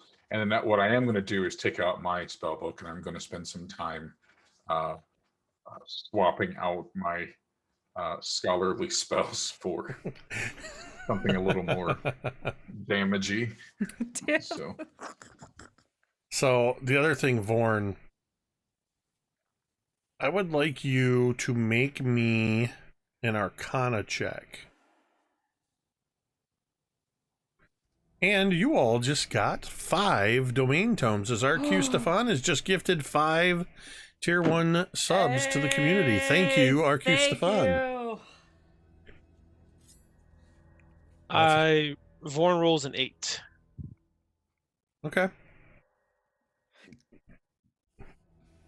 Vorn has only rolled single digits tonight. I think we're gonna keep that going for a while. Listen, you're getting the bad ones out of the way. How much is it for a reroll? It is. I think it's 3 for a reroll. Okay, we'll hold the 8. Yeah. I'm going to pose this to all of you because Dwight has just reminded me we are over a half hour past when we normally would have taken a break. But there's only about roughly 45 minutes of gameplay left. Do you need a quick break? I'm assuming Dwight does because he just brought it up. I need like 2 minutes. Let's take a shorter break than normal, and we'll resolve the rest of this long rest as we come back, and we'll continue on. So we're gonna go ahead, take about a 5-ish minute break, and then we will be right back. Please stick around. We'll be back in just a few moments.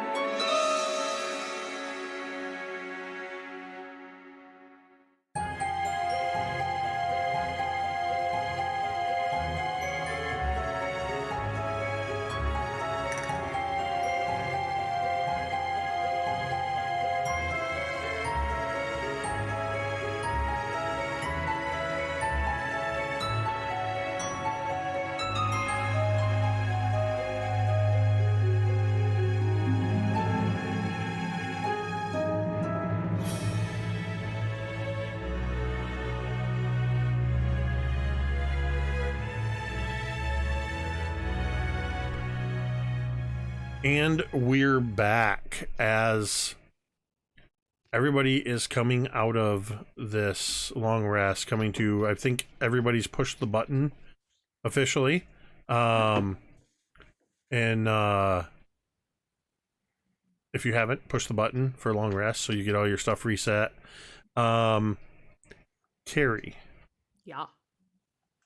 I need you to make me a Constitution saving throw. Okay.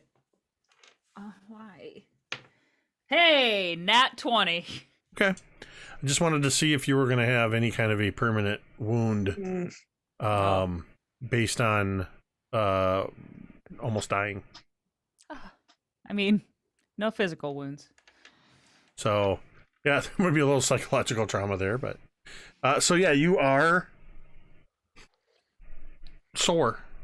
I was just going to say a little sore, but... But you feel rested. Yeah.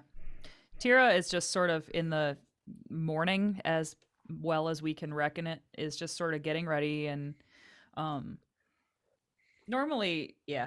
I guess you guys would know Teera she's not a freaking class clown, but she's a little bit more talkative or jokey, and she's just silent as she's kind of getting ready to go. Are you feeling better, dear? Yeah, I guess. I'm a little sore. I mean, I always hated books. I never thought they hated me back.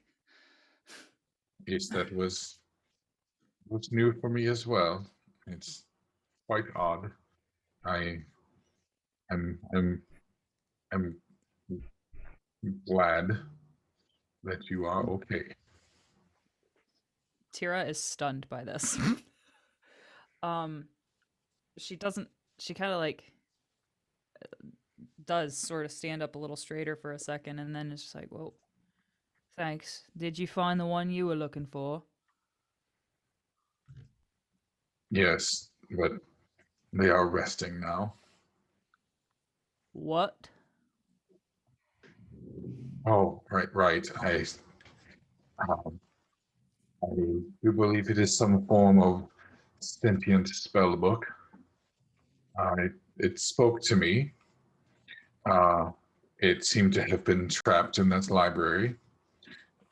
It's resting after quite an ordeal that it has put up with itself. So I expect I will speak with it more when it is ready. There's no rush. So I just kind of pat my satchel. I am leaving them to. Yes, they leaving them to their rest. I'll be honest, it's not something I've expected or know much about. So I guess we will find out together.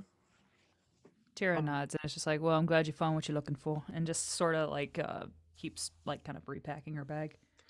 Vorn walks up and hey Teera, good to see What? you back on your feet. Hey, this is the book and it's wrapped in chains. Got any interest in it? I put my hand up and I don't even look at Vorn.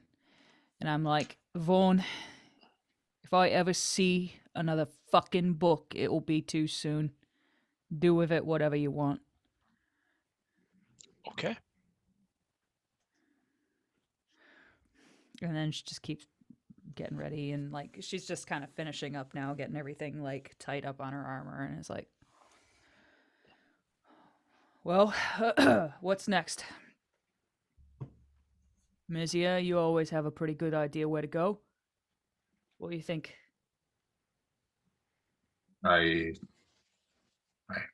think we should go back to the main room and see what else we will find. I think we have found, what is it, 4 of the books now? So we have most of that upper level. Perhaps we will find the other 3. It would be unfortunate if we didn't. Indeed, Doctor.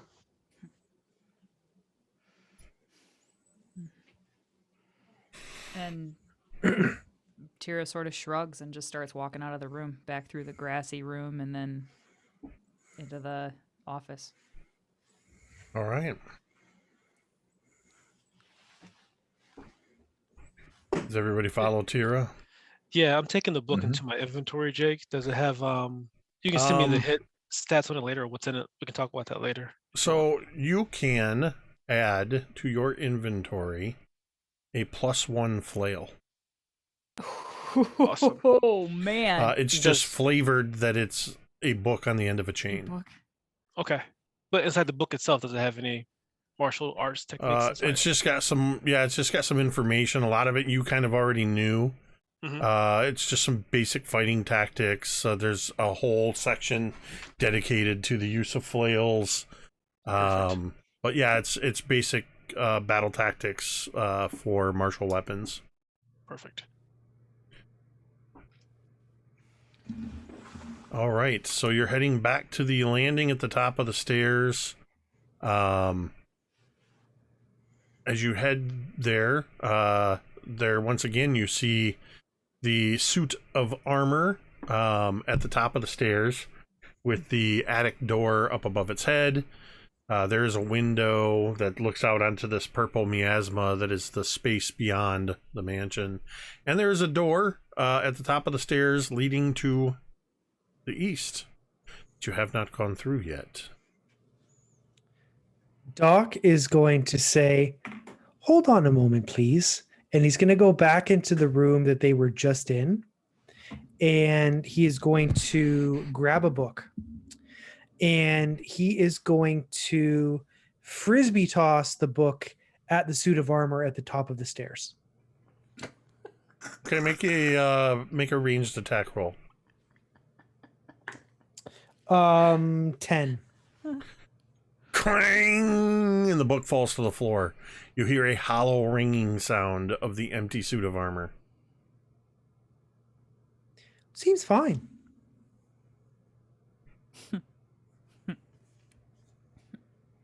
Doc will walk up the stairs and open the attic, or he'll check the attic door for traps.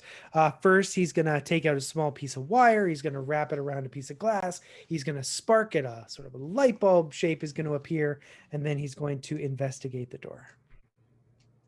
Okay.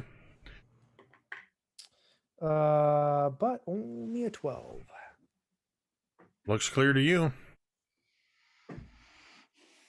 Oi, Vaughn, maybe you should take a look at that door before we try to go through it, yeah?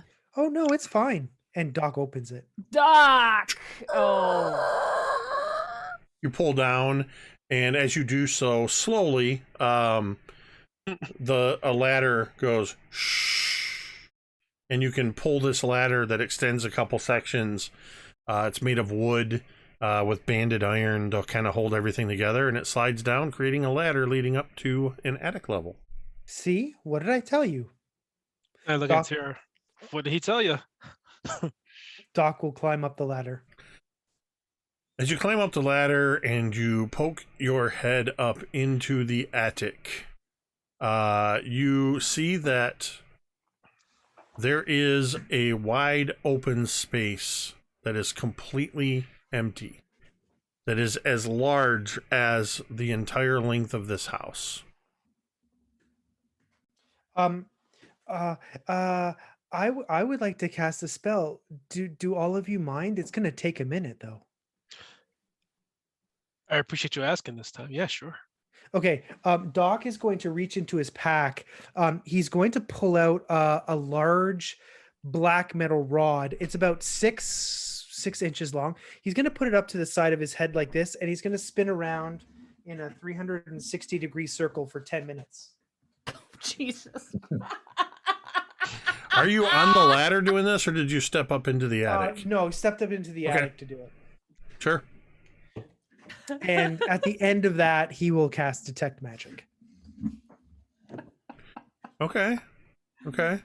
Amazing. What is the range on that? I want to say it's 60 feet. No, 30 feet. 30 feet. Well, You can see where, looking down, up in the attic, you see nothing glowing magical. Actually, I would say about 20 feet to the west, in an area that you can clearly tell is directly above the room that had all of the specimens and the glowing star orbs on the ceiling, you can detect a bit of enchantment magic through the floor, probably where that orrery is. Mm-hmm. You also, looking down, you can see that the book flail that Vorn has on his person now has a glow around it as well. That is a magical weapon. Let me see if there's anything else that you can perceive.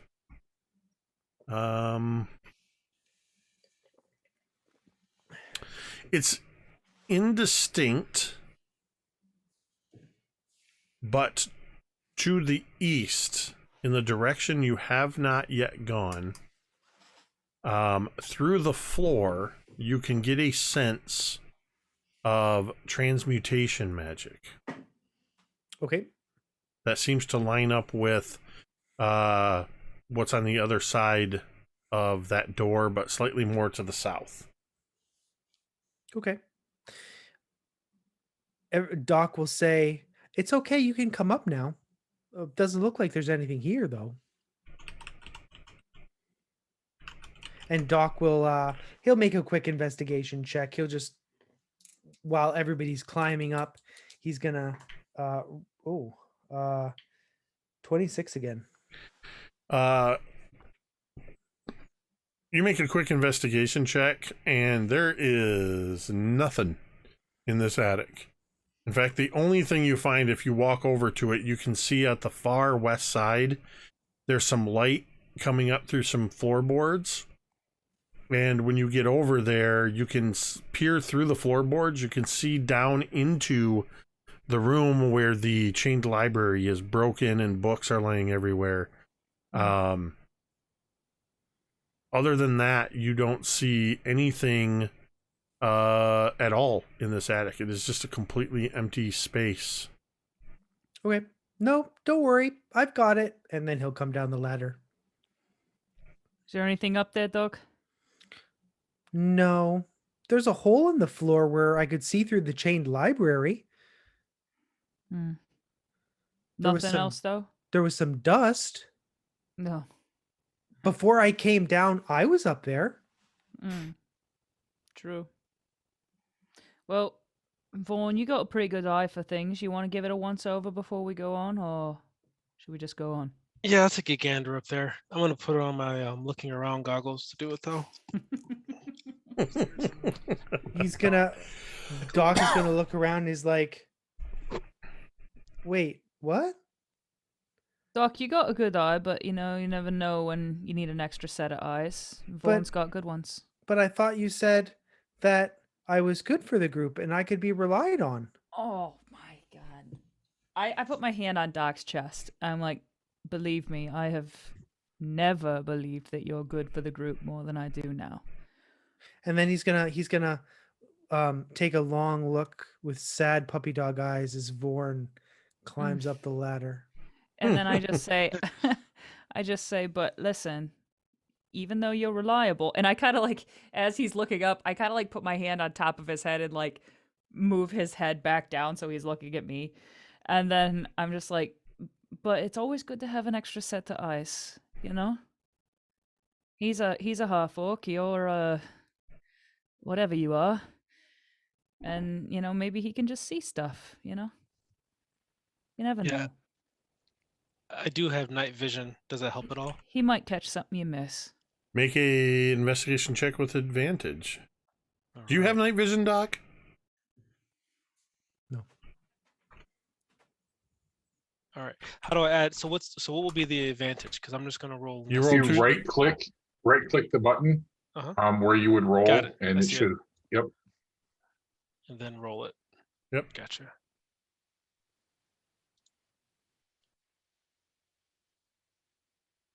19. You can see in shades of monochromatic vision that Doc was absolutely right. There's nothing in this attic. What does the attic smell like? Does it smell like the attic too? It smells like nothing. Nothing. Huh. Keeping in mind, this is not like a house.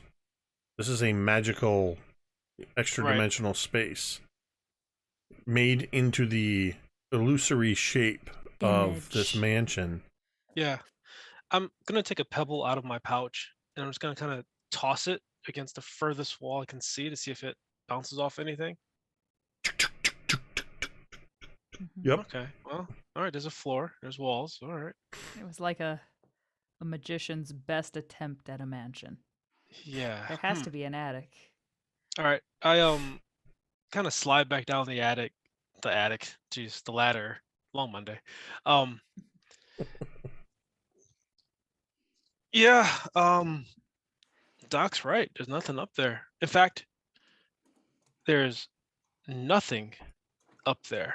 And I look over at Mizya, like, not a smell.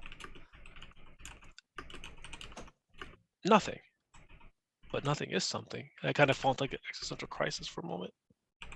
Are you still high from the arboretum? No. Oh, I hope. Well, I hope not. Jeez. Mizya, you ever nothing? Like not even a smell? Everything looks Well, it's just common for magical places to not have much in the ways of smell or sound, and sure. so it's So- it's not what I would call odd, at least not to the point where being attacked by a bookshelf or becoming inebriated in a garden. But nothing I would be concerned about. I see. It's almost as if the person just didn't build anything up there. Just It's just, I think, empty. It's just empty. empty. Okay. Yeah, nothing up there. Hmm. Where to now, team? I mean, have we been to all the rooms on all the floors? No, there are some to the east that we haven't visited. There's a Thank you, door Doc. standing right next to one of you, whoever's closest to the top of the stairs that nobody's gone through. Oh, great. Doc will reach to open it. Doc, wait. Doc, wait. Let Vaughn check it for traps first. Doc, No. wait. Damn it. Doc is porcupined with arrows. Doc, you open the door into a 15-foot long, 5-foot wide hallway. There is one door in the middle of the hallway that leads to a room to the south, and another door at the far end of the hallway. Look, I found some doors. Good for you, Doc. He's going to walk forward. He will investigate the hallway. Sure. 18. Nice polished oak floors. There's a really fancy looking rug that runs the full length. A couple of abstract magical paintings, like depicting magical things on the wall, and a nice looking oak door to the east and to the west and to the south. Oh, this is very trustworthy. And he's going to go open the closest door. Doc, wait. So Doc walks into the hallway about 7.5 feet and I want to. Oh, jeez. opens the next door. Okay, I want to run in real quick, even just after he opens this door. We gotta freaking stop the bleeding. I grab onto his shoulder and I'm like, Doc, okay, just wait a second. Let's do these one at a time and take our time, and then wait for Vaughn to check them for traps. Yeah, we don't want to lose you now. What? I can't check them for traps? Can you? Are you good at it? Is anyone good at anything? Are you still high from the arboretum? What does that mean, high? Ha. I'm quite tall. I'm almost 7 feet tall. Is that what you mean? So yes, I'm still high. I'm still No. high from the library too, if we're being specific Yeah, about it. you're high from birth, apparently. No, what I'm saying is, you remember how you and Vaughn like really liked flowers there for like maybe 20 minutes? You remember that? I remember liking flowers for as long as I can remember. Oh, I don't remember my passion for them growing at any point in the most recent future. I interesting. walk up to Teera, put my hand on her shoulder. I'm like, I think he's fine. Yeah, I think so too. Same old, same old. And then I'm just like, well, just Doc, just don't, just go slow, yeah. We gotta check these things out before we just keep going through all the rooms. Okay, Doc is going to exaggeratedly slide his foot forward and he's going to be like, He's going slow. God dang it! and then he's going to look back at Teera. Teera gives him a thumbs up. As this is you walking into the room. Yeah. Very slow. He's going slow. All right. So Teera and Doc would see first that as you walk into this room, I've now brought the map screen up, show you roughly where you are, that you have walked into a very pleasant looking parlor. There is a scarlet armchair and a reading table piled high with books.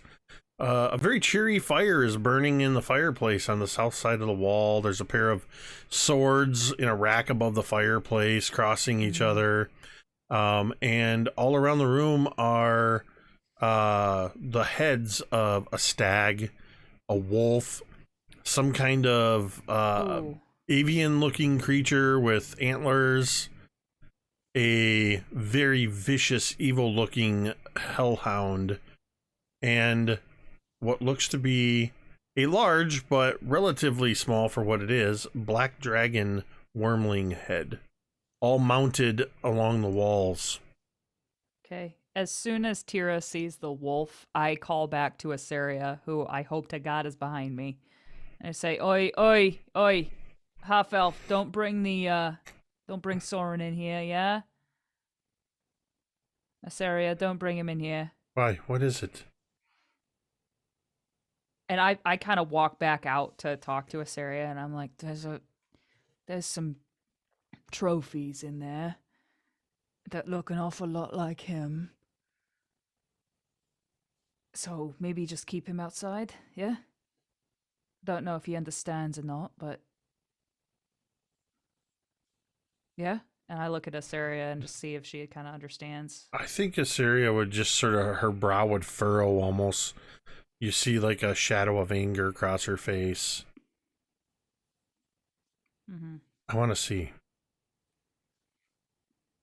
And I just nod. And she would, she would push past you to go look.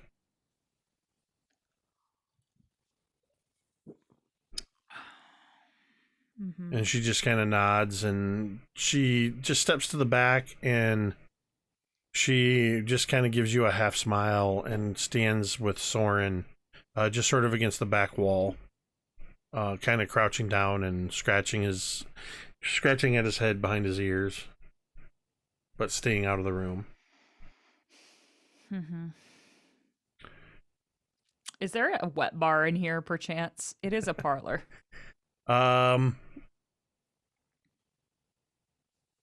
Is it hidden in the globe? You know what? Sure. Sick. Yeah, there's a bar on the as a matter of fact, there is one of those giant globes. Sick. Awesome. In the room. I know exactly what you're talking about. It's in the room. It's up against the western wall, and you can see it's partially opened. You can see a few bottles and some glasses inside it. Yeah, there's absolutely a bar in there. Teera just grabs a bottle and not the glasses and just starts drinking out of it and watching these guys look around. As you walk into the room, this would give Mizya and Vorn a look into the room as well. Go go ahead and make me perception checks. Teera, you can, and Doc, you can do so as well. Hey. 21.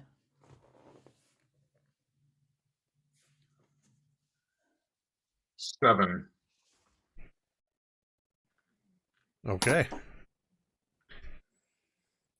Vorn? 21. So, Doc, are you still sort of standing like this in this slightly creeping position as you went into the room? Yes. Okay. Except now Doc is sort of like this.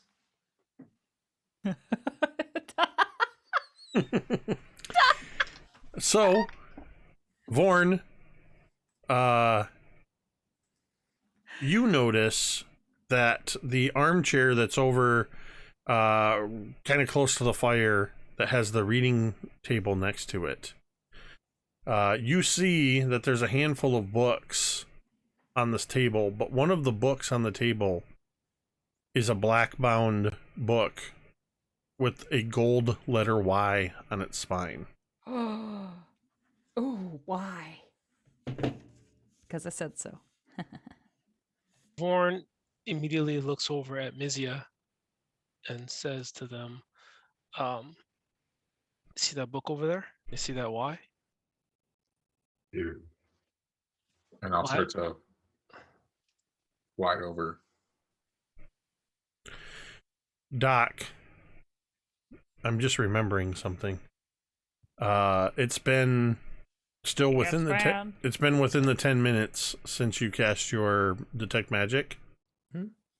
You wouldn't have noticed that book because it would be glowing slightly.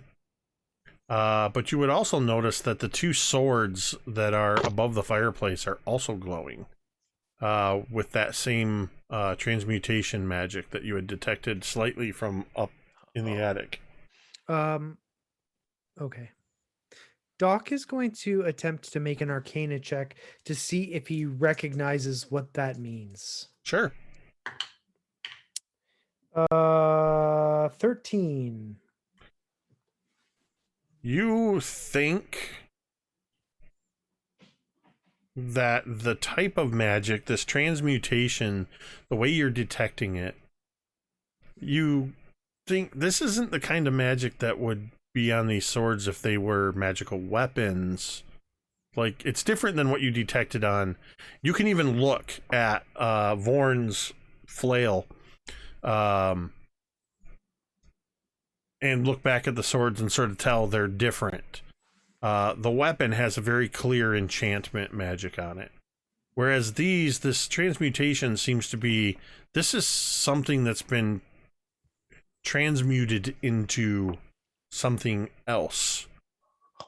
And as Teera reaches into the globe and pulls out a bottle and pops the cork and starts taking swigs from it, the swords begin to rattle in the rack. And then you suddenly remember what transmutation magic is, as the two flying swords come spinning off, and as if held by some invisible hands. Holy shit. And that's where we're going to end tonight's session. Nice. Well done. Awesome. Well done. Wow. Nice. Wow. That was Yep, I was just realizing what time it was. I don't want to stick with honoring our agreed upon times God bless. Holy cow. for these games. So, yeah, this was Wow. a hamster shot with the late but still valid 1,000-bit cheer. That is going to hamster shot. That is going to earn them two. Whoops! I hit the wrong button. Wrong Thank magic. you, Wrong hamster shot. magic. 2 more domain tomes that they will be able to use in the future. Oh, we're gonna use them Oh. next week. We're gonna need God them. knows we'll need them.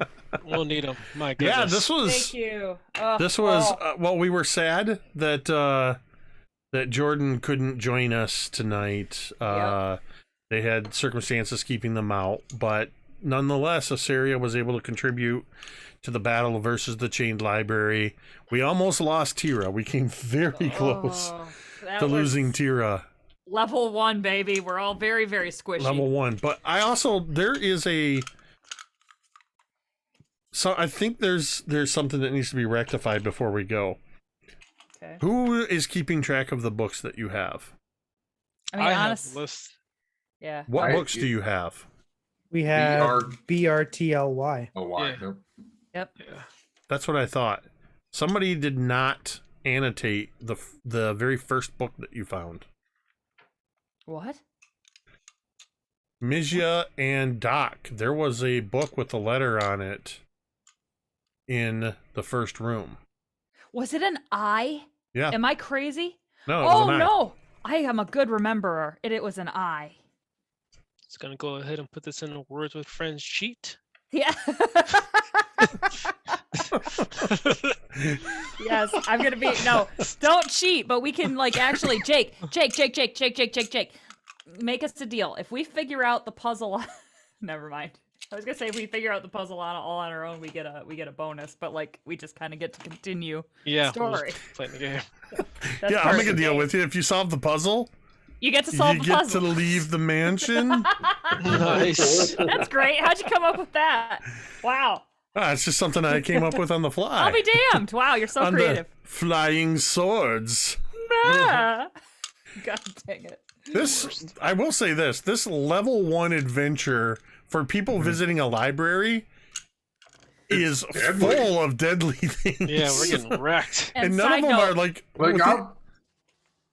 go ahead. We could very easily have lost 2 party members by now because Yeah. I mean, Mizya didn't get killed by a mimic when they absolutely should have gotten killed by a mimic, and probably should have gotten killed by this bookshelf too. Right. I have 8 hit points. I'm gonna be super So- honest. When I was like, Jake was like, "Hey, do you want to play in a new campaign?" I was like, "Yeah." And when I like read up on Candlekeep mysteries, I was like, "Okay."